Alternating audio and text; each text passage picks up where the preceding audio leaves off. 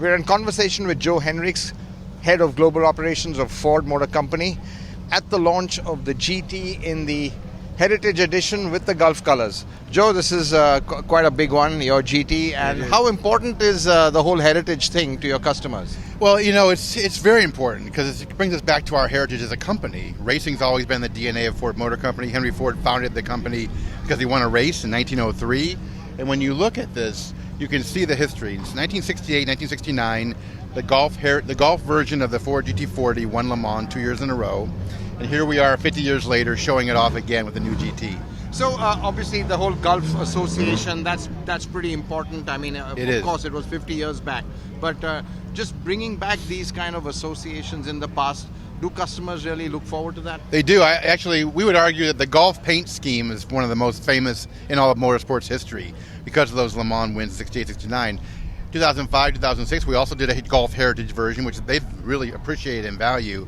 And we know we're going to have a lot of great customers waiting for these, excited about them. So really good part of the history, but also a very famous paint scheme. Right, and talking about the GT itself, about $250 a year. Yes. For the next 4 years. How's that going, and what's going to be the price of this one? Yes, well, we haven't given the price yet, but they're very limited, so they're very exclusive. We built I want about $600,000. Is that yeah, a good yes? it's getting close to that. Yes, when you add everything in. Right. But it starts lower than that. When you look at this vehicle, though, $250 a year for 4 years. We're going to build at least 1,000 of them. We've built about 300 so far, and the demand's been crazy. And I actually own one. I'm very fortunate to have one. It's a remarkable vehicle. We're very proud of it. Right.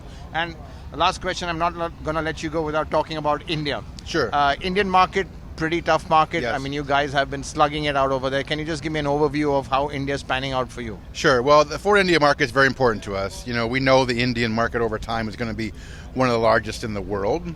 And Ford is committed to India. We, of course, have our plants in Chennai and in Sanand and Gujarat.